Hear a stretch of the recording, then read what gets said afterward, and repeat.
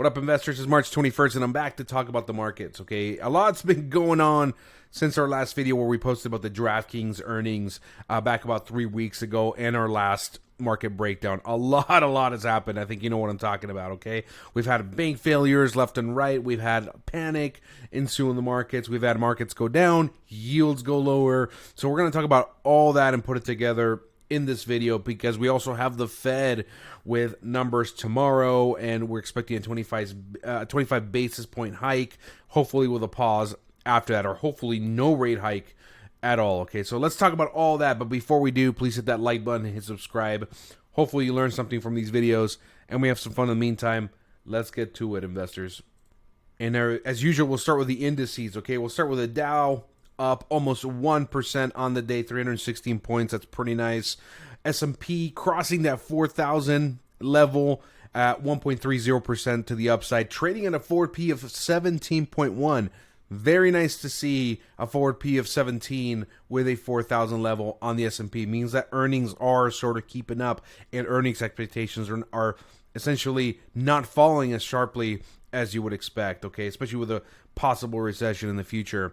NASDAQ up 1.58%, and Russell 2K taking the cake, 1.88% on the day. Again, our portfolio exposure right over here. That's what we want to see. Mainly also, too, these guys have been outperforming for the last couple of weeks. The S&P and the Dow Jones underperforming because that's where all that bank exposure is and all that contagion fear is really rooted at. That's the blast zone for the banking sector there, okay? And then the VIX, 21.38, down 11% on the day. It's been highly elevated. We've made some buys when the VIX was somewhere around 27, 28.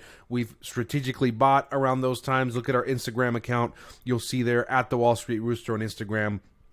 Link below, of course, if you're interested in seeing what our moves are on a week-by-week or month-by-month basis, okay? Now let's talk about bond yields, okay? Remember, we've talked about bonds plenty of times in these breakdowns and how they correlate against stocks. The lower they go, the higher stocks can run. The higher they go, the lower stocks will go. And we've been getting a gift recently on the 2-year and the 10. Last time we talked on the 10, 3.94. Now it's 3.58. That shows that people are buying bonds, driving those yields lower, which allows stocks to run, okay, and become more enticing against bonds. Remember the problem or maybe not the problem, the benefit we had in the last couple of years is TINA. There's no other alternative, TINA, T-I-N-A. And when bonds go higher, there is another alternative. TINA is no longer in the equation, okay? So we compete as shareholders, as stockholders against bondholders. When these yields go higher, it's really hard to own stocks and risky assets like stocks against safer alternatives like bonds, okay? Now, moving on to energy, we got WTI at 69.10, still going lower. 79.10 is the last time we talked in our breakdown about 3 weeks ago. Pretty solid move to the downside there. I think the government can start filling up their strategic petroleum reserve at these levels and make some money doing it because all the trades have made money for taxpayers. That's pretty good in my book. Brent at 74. Last time we talked 82. And natural gas picking up a little bit of steam, 229. It had collapsed to $2 as of our last alert. That's pretty good for our Devon energy holding, which is dependent here on natural gas and WTI oil. Okay, now strength of the dollar at 103.20. Last time 104.17. Again, good for our businesses that are doing business overseas so they can repatriate those profits. Cheaper for them to do it when the strength of the dollar is lower. We want to see this number as low as possible. We're focusing on bank failures, guys. So we'll talk a little bit about the bank failures, kind of what the status is. Federal Reserve tomorrow, expectation 25 basis point hike, and the stocks that we've been focusing on in this environment, okay? Fidelity portfolio for the day, outperform for the Fidelity portfolio, up $2,500. That's 2.75%.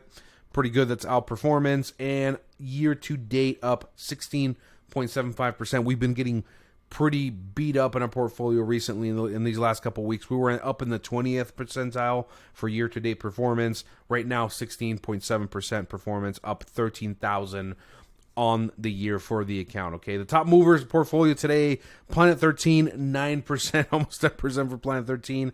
We got Tattooed Chef, blah, up 7%. I hate that stock. That's a trash. That's in the trash bin in my portfolio at the moment. I mean, essentially, I don't even want to talk about that stock. I wish I never heard about it from Stock Gladiators Group. And then DraftKings, 6.26% on the day. Bottom movers, we got the semis as the bottom movers today. These guys probably got beat up today because they've been outperforming for a bit now. AMD and NXPI and SmartRent up on the day, 0.42%. So only two bottom movers on the day. That's our semi positions in AMD, NXPI. Marvell Technology gets saved on the day, going higher. Now let's talk about the banking crisis. Where are we with these banks, guys? And I haven't talked about this because I've been sick. I've had family in town. I've been wanting to rest from a busy earnings season. So let's start with this Silicon Valley Bank. Okay, currently Chapter 11 bankruptcy for this bank. Remember what happened to these guys? Essentially nothing to do with 2008 really. They were caught offhand with zero hedging against a very safe investment, which is a bond. These guys were holding US bonds, but they were holding them at lower interest rates. When it came time for depositors to take their money out, they started raising cash. And then once people got wind that they were raising cash, people panicked and did a bank run on the bank. Okay, if you guys don't know what a bank run, Google it. Okay, that's when everybody starts trying to just bum rush the bank and take all their money out. Okay, and they had zero protection against that type of event happening, and that's what caused them to fail. Currently, Chapter 11 bankruptcy.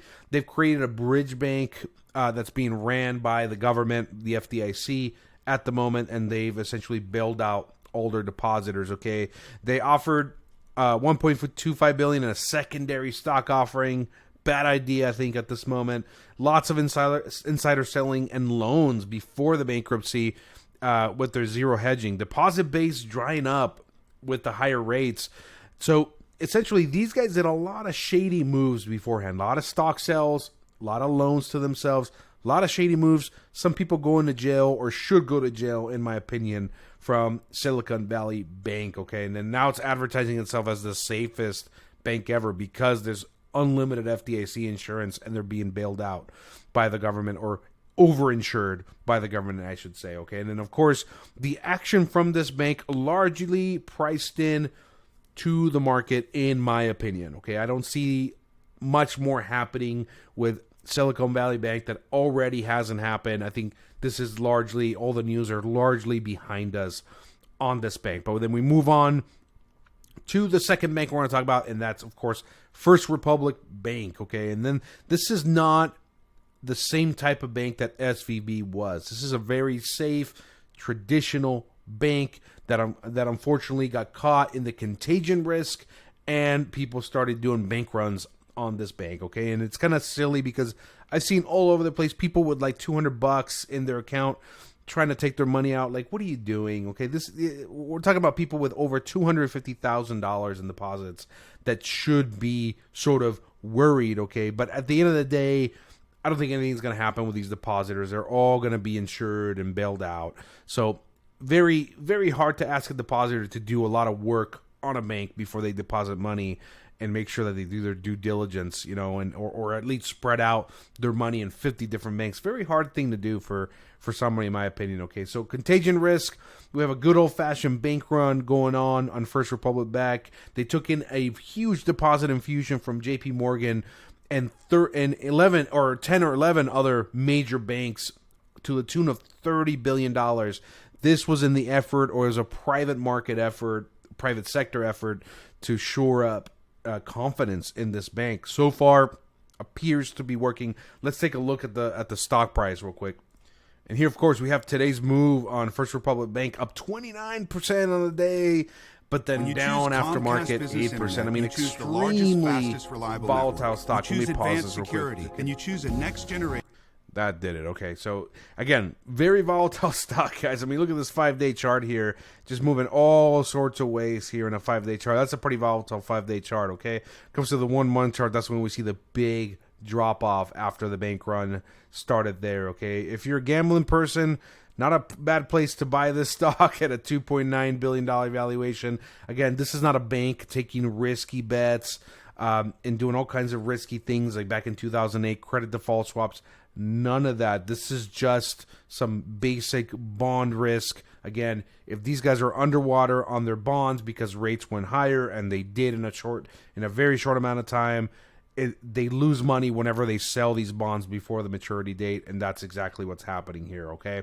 Now, they're looking to raise money wherever possible, secondary offerings, investor capital. They're reaching out to people to try to get capital, but the problem is at what cost are they going to get that capital? So that's something to consider. But again, it's a well-run bank with good management, traditional, very risk adverse. So at the end of the day, I kind of feel bad for these guys, okay? And then moving on to the bank that takes the cake is Credit Suisse. So Credit Suisse gets in there. This is, of course, a European Swiss bank that gets in here and says, hold my beer, I'm worse than all you guys combined, okay? So they've suffered the contagion risk in Europe, okay, from SVB and FRB.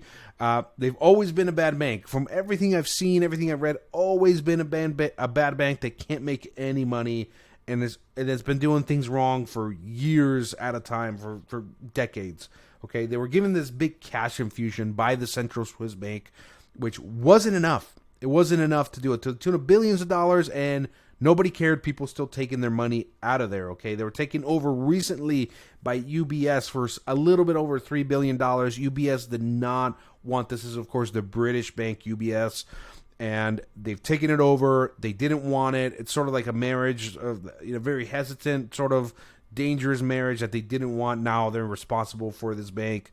More power to them. God help them, okay? Bondholders of this bank, very complicated thing to explain, but I've been doing a little digging into it. These AT1 bonds that were created when the financial crisis of '08 hit, there's these bondholders that are holding AT1 bonds, and these AT1 bonds are high yielding, but also high risk. If the bank, Credit Suisse, mind you, is not capitalized to a certain level, has different levels of capital, the bank can pretty much just wipe away these bonds for free, meaning they're worth zero. And that's essentially what's happened with this UBS takeover. And $17 billion worth of AT1 bonds have been completely wiped clean. These bondholders will not get another penny unless they sue the bank to high heaven, which is what they're going to do, okay? These bondholders are looking at painful litigation in European courts for years to come, okay? And then the CEO blames Twitter for the bank run, essentially, and it's sort of sad, but essentially that's what's going on with these banks, guys, okay? So not priced in, guys, for these banks. There's still news coming in, things still developing. This is an hour-by-hour situation in these banks, so we have to keep our ears open, eyes open for more news, because this is certainly not priced in to the stock. And of course, these are just three dominoes, 1, 2, 3 dominoes of thousands of dominoes that can fall all around the world. So keep your eyes open, look out for more dips in the stock market for buying opportunities, and assess what you see. These are fast news coming at you. Keep your eyes open, guys, okay? Just be careful. That's all I got to say. Now, tomorrow we got the Fed, and things to consider about the Fed. Very simple stuff here, okay? We'll start with this. The banking crisis, that's been going on, very, very deflationary, okay? So that's something that you have to consider when you're trying to make the decision of raising rates or keeping them the same or even lowering rates, which I don't think is going to happen, okay? The consensus is a 25-point basis hike and a pause, hopefully a pause, okay? But these banking crises are very, very deflationary. Why would you ask?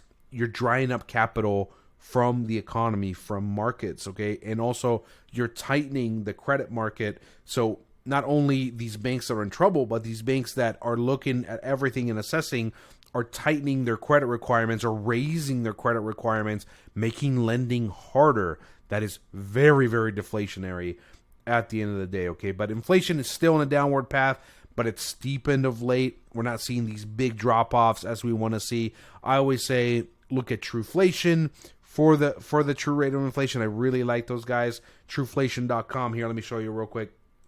And here it is. These guys are showing the true U.S. inflation rate at 4.04%, as opposed to the U.S. government reported rate of 6%. These guys come out and say, hey, we have a different methodology, which you can read here, and we're taking data from all sorts of things that the Federal Reserve is not looking at, also forward indicators, and we think that inflation rate is 4.4%, okay? So it means that it's pretty much 2 points lower than what the Federal Reserve is looking at. So that's pretty positive, in my opinion, as far as the rate of inflation. Now, on the other hand, the markets have proved very resilient. An S&P at 4,000 or a 4,000 level is almost defiant to the Federal Reserve. It's almost saying like, hey, we don't believe you're going to do much more, or most of the damage that you could have caused is already there, okay? So again, when this guy looks at the markets, is he seeing just resiliency, or is he seeing defiance? That'll be determined tomorrow, I guess, and in the coming weeks. All right. Now, bank failures and the fear contagion must be top of mind for the Federal Reserve. Okay, these guys, even though it's not part of their dual mandate, which the dual mandate is full employment and price stability, they have to be thinking about these bank failures and how that would affect the full employment picture and price stability picture. So from that price stability picture, they're saying, okay, good, but we also don't want to break the economy. And then these bank failures are, of course, the first crack in the economy after so many rate hikes have come through the system, okay? Other idea here is that they have no idea what to do. That's the other thing. They're going, I have no idea what to do here. Everything's so convoluted. The economic data is showing strong on one side, weak on the other. Everything's out of balance. Everything's out of whack. Why? We don't know. So that's pretty much a prevalent thought that's out there. It's just the Federal Reserve has no idea what they're doing. And these Fed rates, these Fed hikes, or rate hikes, they have a 6 to 12 month lagging effect. So at this point, these bank failures are being felt from rates that were being hiked back in September, when the Fed funds rate was somewhere at a 3 level, and now it's closer to a 5 level. What's to come after that? So I think that's something they have to really be thinking about, is the lagging effect on rates, and I hope they are, because if they're not, I mean, they're definitely not doing a good job if they're not. But we'll see. We'll see what happens tomorrow. Definitely listen to the conference, listen to what he has to say. Very important. Everybody hangs on every word. Or the press conference, which I think is silly. People are looking for little hints of what he's saying. We'll see what happens, okay? Now, to wrap it up, what have we been doing in this market, okay? And we've been focusing on buying stocks that have been beat up for not good enough reasons. And we'll start with Devon Energy. Okay, we took advantage of the bad quarter. They did report a bad quarter, okay? Don't get me wrong. Their quarter was definitely a miss. Their guidance on oil production, how many barrels, they had some production issues. I'm sure they'll correct those, but we're taking advantage of that bad quarter because the stock has been severely punished because of that bad quarter, to the tune of like 20-25% to the downside. I mean, this is a stock that was trading in the 70s, now trading at about 45 to 50, with a forward PE of 5.5, guys. So this is not a stock that has that much more downside, unless they really have these terrible production issues, which I don't think they're going to have forever. So there's also the banking crisis. Banking crisis fuels fear of a bad economy. Bad economy means not a lot of people driving, so that would reduce the price of WTI crude, which makes Devon Energy less expensive. But then again, the window of opportunity opens for us to buy in, and that's what we've been doing, okay?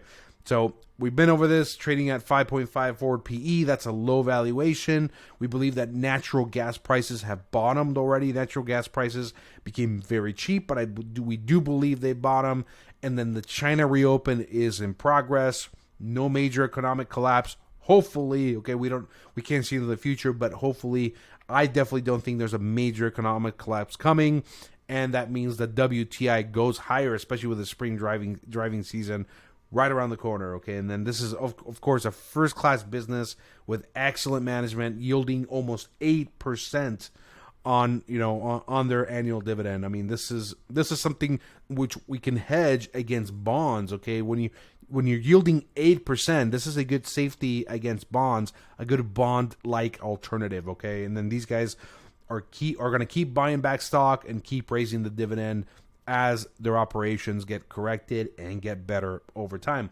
Then, of course, we shift to Uber, okay? Uber is another one that we've been buying here little by little, okay? We started buying at the 36 level, now buying at the 32, 33 level, and these guys just reported their best quarter ever, guys, and the stock sold off. It sold off, and it's very dependent on macroeconomic changes. The bank situation hurt it for sure, okay? But we had some positive news from California, some positive litigation, okay? We're still on track for a lot of good things like 5 million EBITDA in 2024. We're trading at 2 times sales numbers, which is great. That's a low valuation as far as a price to sales ratio. Okay, we've achieved all-time highs in drivers, riders. The travel economy is doing great. That's the number one driver of inflation out there. Is travel and leisure. Okay, so everything working out great for Uber so far. We're looking at profitability and expanded margins right around the corner, which should make the stock go significantly higher up into the 40s, in my opinion. Okay, now Disney's another story with Bob Iger's return. We've talked about that before. Look at my earnings breakdown video. I'm very positive on the stock. Cost cutting will drive profitability. The parks are running well. Stock very close to the 52-week low, which is good on the valuation front. And Mandalorian Season 3. I mean, what a delight to watch Mandalorian Season 3. Everybody who knows me knows I'm a huge Star Wars fan, but it's going to drive the economics of Disney Plus much higher. We're talking subscriber growth, increased profitability. That's what we want to see from Disney Plus. That platform, we need it to do very well, okay? And we've already been through an extremely tough 2022 and some spillage over into 2023. We're holding for the second half of 2024 and building our position and trying to lower our cost basis, which is right around 118, 117 at this point. Also, reinstatement of the dividend will be a very positive thing for us on the account. Okay, now I'll leave it like that for today. I'll keep updating you guys. I'll go back to Instagram after this break and posting stuff there. If you guys have any questions, as usual, let me know. I'm here to help you, okay? I have my new Discord channel, which is the Wall Street Rooster Discord channel that I just barely opened. There's barely anybody in there, but if you want to join me, I always have that open. Any questions there, please feel free to join up. I'll leave the link below. Instagram, Twitter, I'm also there. Peace out, guys.